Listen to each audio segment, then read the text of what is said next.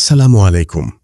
নফসের বিরুদ্ধে সংগ্রাম মানুষের জীবনের সবচেয়ে কঠিন কিন্তু সবচেয়ে গুরুত্বপূর্ণ জিহাদ। আমাদের প্রিয় শাইখের আজকের এই আলোচনা আমাদের সেই আত্মশুদ্ধির পথ দেখাবে, কিভাবে আমরা কুপ্রবৃত্তি থেকে মুক্ত হয়ে আল্লাহর সন্তুষ্টির পথে চলতে পারি।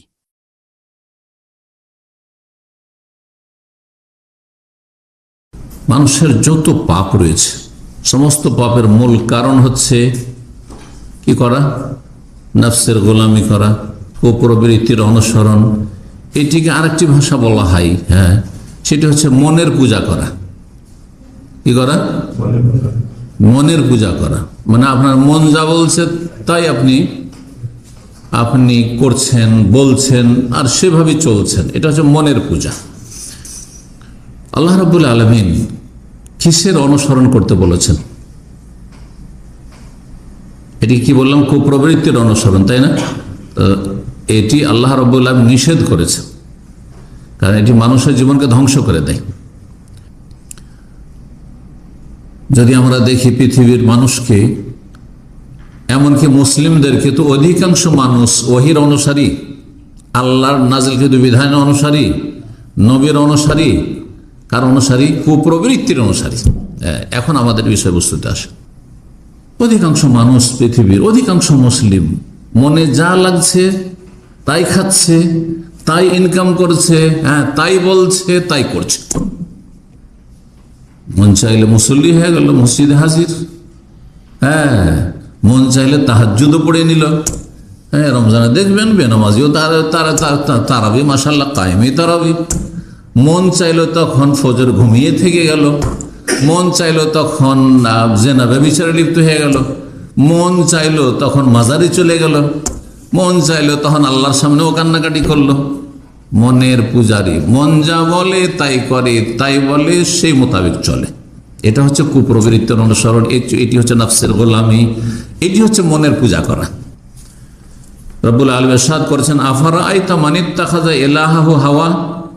আচ্ছা বলো তো,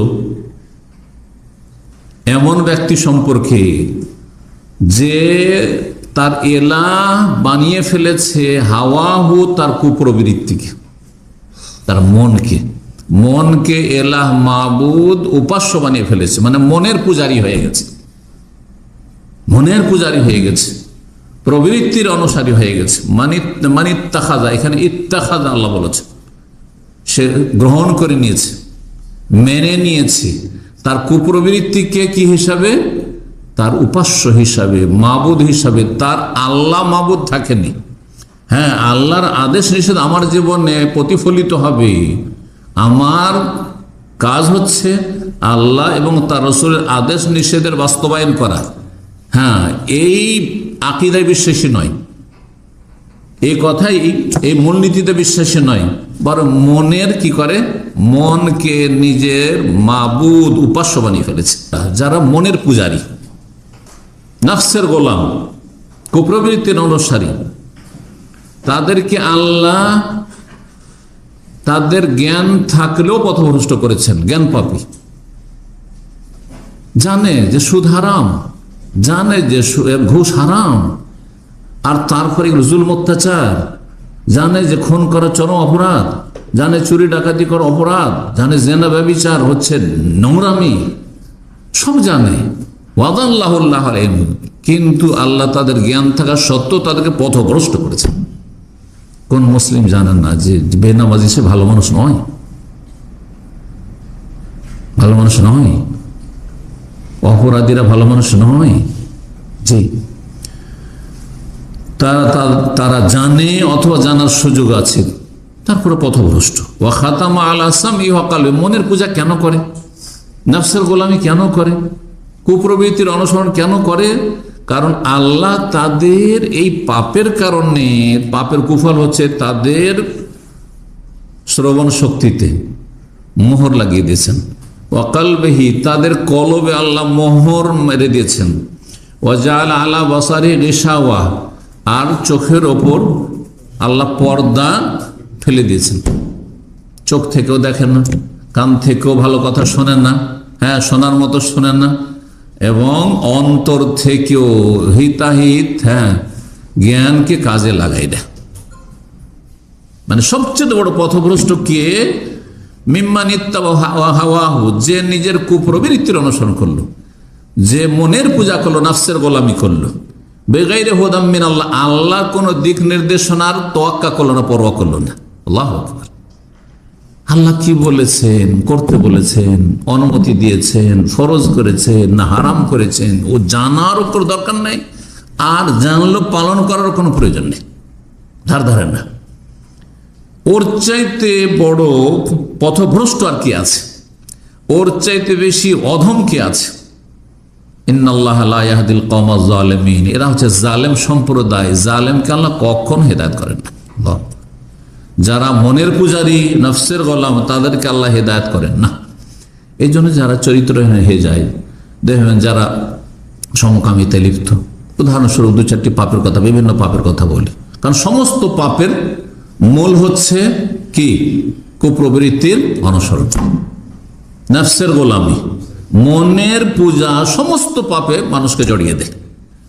কিন্তু যে যত বেশি আল্লাহর দিন সম্পর্কে জ্ঞান অর্জন করবে, কোরআন সুন্নাহর প্রতি আমল করবে, ফরজ অজেবের হেফাজত করবে, হারাম নাজায়েজ থেকে, পাপ থেকে নিজেকে বাঁচিয়ে রাখবে, তত বেশি রোগমুক্ত থাকবে। যেমন শরীরকে রোগমুক্ত রাখার জন্য বিভিন্ন ক্ষতিকর খাবার দাবার আছে, হ্যাঁ, ওগুলো থেকে আপনি নিজেকে বাঁচিয়ে রাখেন। ভালো যেগুলো হেলথি খাবার সেগুলি খান, আর যেগুলি জাঙ্ক ফুড, হ্যাঁ, সেগুলো খাবেন না আপনি, বুঝছেন না? ঠিক ওই রকমই, ঠিক ওই রকম। সংশয়ের কারণে মানুষ শিরিক করে। যারা শিরিক করে, মূর্তি পূজা কেন করছো? সবকিছুতে তো ওপরওয়ালা আছে, বুঝলে না? আরে মাজারে কেন সিজদা করছো? সরাসরি পৌঁছা যায়, এরা ওলিয়া ওলিয়া, এদেরকে ধরলে তো আল্লাহ মতো পৌঁছে দেবে। এগুলো সংশয়। বেদাত কেন করছেন? কাজটা তো ভালো। মিলাদ করছে, কোন কবিরা গুনাহ করলাম? হ্যাঁ, মনে নিয়ত করলাম, নিয়তটা পড়লাম, কোন দোষ করে দিলাম? বলছে না যে সংশয়, সংশয়। নাস্তিক, তাদের সংশয়। আরে সবকিছু দেখি, দেখে মানবো, দেখি না, শুনি না, এমনি মেনে নেবো। নাস্তিক, মুনাফিক। হ্যাঁ, দুনিয়ার জন্য এক কথা বলছে, কিন্তু ভিতরে কুফরি ভরা আছে, গলিজ ভরা আছে। এই পাপগুলো, কোন পাপগুলি বললাম? শুবহাতের কারণে, শিরক, বেদাত, কুফরি, নাস্তিকতা, মুনাফিকি। এই সমস্ত পাপগুলি কিসের কারণে হয়? মারজুস শুবহাত, মানুষের অন্তরে যখন সংশয়ের পাপ এই থাকে, রোগ থাকে, সংশয়ের রোগ, শাহওয়াতের রোগ। বাকি যতগুলি পাপ রয়েছে দুনিয়ায়, সমস্ত পাপগুলি হয় কিসের কারণে? শাহওয়াতের রোগের কারণে। অন্তরে আপনার শাহওয়াতের রোগ আছে, মনের চাহিদা পূরণের রোগ হয়ে গেছে, যার ফলে আপনি নামাজ পড়ছেন না, নামাজ ছেড়ে ঘুমাচ্ছেন, কারণ মন চাইছে ঘুমাবো, মন চাইলে চলে গেলেন মসজিদে, মন চাইলে বসে থেকেই গেলেন আপনি। জি, যে খুন করছে কিসের জন্য? শাহওয়াত, নিজের স্বার্থ পুরা করার জন্য। মন চাইছে যে একে রাখলে আমার স্বার্থে ব্যাঘাত করছে, একে সরিয়ে ফেলি। জেনা ব্যভিচার, বিয়ে শাদী, দায়িত্ব না, মন চায়। আর তারপরে একজনের সীমিত, একটাই বিয়ে করতে, বেশি তো পাবো না, তো জেনা ব্যভিচার, বিয়ে করতে পারছি না, সমকামিতা, নাউজুবিল্লাহ, বিয়ে করতে পারছি না, আর আমি হারাম কাজ করব না, এত বড় হারাম কাজ করব আমি, হ্যাঁ, আমি জেনা ব্যভিচার করবো, আমি সমকামিতা লিপ্ত হবো, সুতরাং হস্তমৈথুন। সবগুলো কিসের পাপ? শাহওয়াত, মনের কামনা বাসনা পূরণ করা। বিদেশে আছি, প্রবাসে আছি, স্ত্রী নাই কাছে, যুবক মানুষ, বিয়ে করতে পারি না, তো একটু পর্নোগ্রাফি দেখলাম, ব্লু ফিল্ম দেখলাম, হ্যাঁ, মনে একটা তৃপ্তি হইল। এগুলো কিসের কারণে? মারজুস শাহওয়াত, কুপ্রবৃত্তির, শাহওয়াতের রোগ, অন্তরে শাহওয়াতের রোগ আছে। যত পাপ রয়েছে, যত পাপ রয়েছে, তার মূল কারণ দুটো রোগ: শুবহাত, সংশয়ের রোগ, না হয় শাহওয়াত, কুপ্রবৃত্তির রোগ। তাহলে মানুষ যখন মনের পূজা করে, হ্যাঁ, মন যা বলে তাই বলে, মন যা বলে তাই করে, মন যা বলে তাই ইনকাম করে, মনে যেটা বলো এটা ব্যবসা ধরে, হালাল হারাম দেখার বিষয় নেই। দেখবেন অনেক লোক আছে নামাজ পড়েন না, কিন্তু হঠাৎ করে এসে একবার ইমামের পিছনে প্রথম কাতারে হাজির। আজকে মন বলেছে নামাজ পড়তে হাজির, বুঝতে পারছেন? মন বলছে যাবে না, বালা মুসিবত এসেছে, মনটা চেয়েছে আল্লাহকে একটু ডাকি, আল্লাহ বিল্লাহ করি, চলে এসছে, কিন্তু তারপরে আর খবরই নেই। এরা হচ্ছে কুপ্রবৃত্তির অনুসারী। আল্লাহর ভয়ে যখন ইবাদতবন্দি করবেন, আল্লাহর আদেশ নিষেধ মানবেন, তখন আপনি একা থাকলেও ভালোভাবে মানবেন আপনি, আর আপনি মানুষের সামনে থাকলেও ভালো মানবেন, রমজানেও আপনি ভালো মানুষ, আর 11 মাসও আপনি ভালো মানুষ থাকবেন। কিন্তু যখন প্রবৃত্তির অনুসারী, যা রমজান মাস, মোবারক মাস যাচ্ছে, যা একটু নামাজটা পড়ে নি, একটা মাস তো নামাজ রোজা করেই নি, একটু আল্লাহকে ডেকেই নি, 11 মাস আর খবর নেই। দেখছেন, নবী সাল্লাল্লাহু আলাইহি ওয়াসাল্লাম বলেন, ইন্না মিম্মা আখশা আলাইকুম শাহওয়াতুল গায়ব, তোমাদের জন্য সবচেয়ে বেশি যেসব পাপকে ভয় করি তার একটি হচ্ছে কুপ্রবৃত্তির অনুসরণের গুমরাহি, মানে মনের পূজা, হ্যাঁ, নফসের গোলামি। কিসের ক্ষেত্রে? ফি বুতুনিকুম ওয়া ফুরুজিকুম, তোমাদের পেটের ক্ষেত্রে। খেতে হবে হালাল আর হারাম, পয়সা হলেই হইল, হ্যাঁ, ইনকাম করতে হবে, ও পয়সা আসলেই হলো, হ্যাঁ, রোজগার করতে হবে, টাকা পয়সা বাড়াইতে হবে, হ্যাঁ, বাড়ি ঘর করতে হবে, ও যেখান থেকে হোক না কেন টাকা পয়সা হলেই হলো। জি, ও ফুরুজিকুম, আর তোমাদের গুমরাহিকে আশঙ্কা করি তোমাদের গুপ্তাঙ্গের ক্ষেত্রে। হালাল হারাম এটা স্ত্রী, সুতরাং আমার জন্য হালাল, এটা আমার স্ত্রীর নয়, অথবা এটা আমার গায়ের মাহরাম, সুতরাং তার দিকে তাকানো জায়েজ নয়। এই কথা কয়জন ওই কথা ভাবেন আর বিশ্বাস করেন আর আমল করেন? অনেক জাহেল মুসলিমরা মনে করে যে ও নিজেই বেহায়াত, আমি কি করবো? বেহায় সেজন্য আপনার জন্য তাকানো জায়েজ? কেউ বোরখা পরেন না সেজন্য কি এটাকে বৈধ করে যে আপনি তার দিকে তাকাইতে থাকবেন রাস্তাঘাটে? হ্যাঁ, এটা অমুসলিম মেয়ের দিকে তাকাইতে থাকবেন আপনি? মোটেই জায়েজ না, হারাম। কিন্তু মনে করে যে ও পাপ করছে, তা আমার কি, তা আপনি তো পাপ করছেন।